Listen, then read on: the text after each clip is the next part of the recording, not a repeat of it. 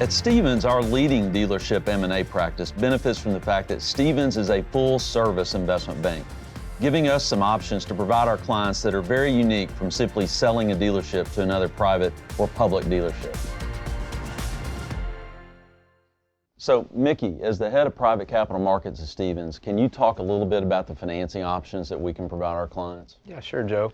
Our private capital markets team covers over 1,000 financial investor relationships, including both private equity funds and family offices.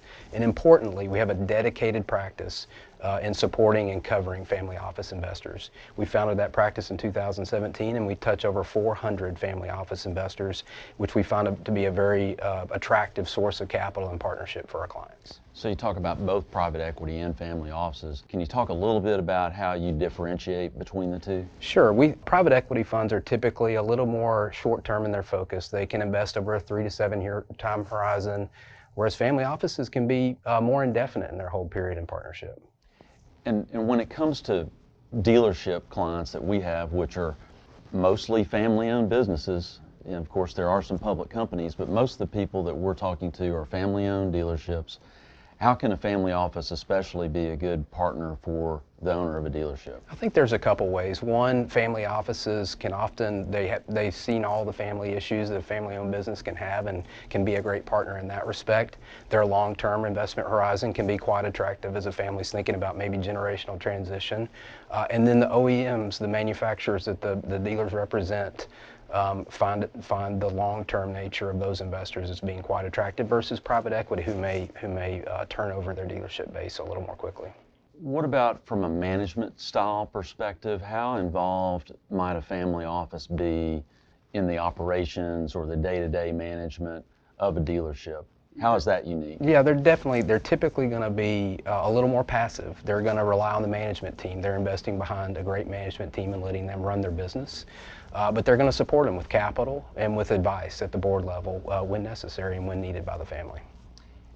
And when it comes to maybe introducing one of our dealership clients to a family office partner or a potential family office partner, our clients always ask us, well, how do they think about valuation? How do they think about return expectations? Can you elaborate on that a little bit? Sure. Family offices, again, long-term oriented. That allows them to be long-term in how they think about valuation, which is typically the return on investment over a long period of time. And that return on investment really drives how they apply valuations to the businesses in which they invest versus more arbitrary blue sky multiples or other industry approaches. So we've been talking in generalities so far in this conversation, but we've been fortunate to close some transactions amongst our dealership relationships and the family office relationships and partners that your team brings to the table.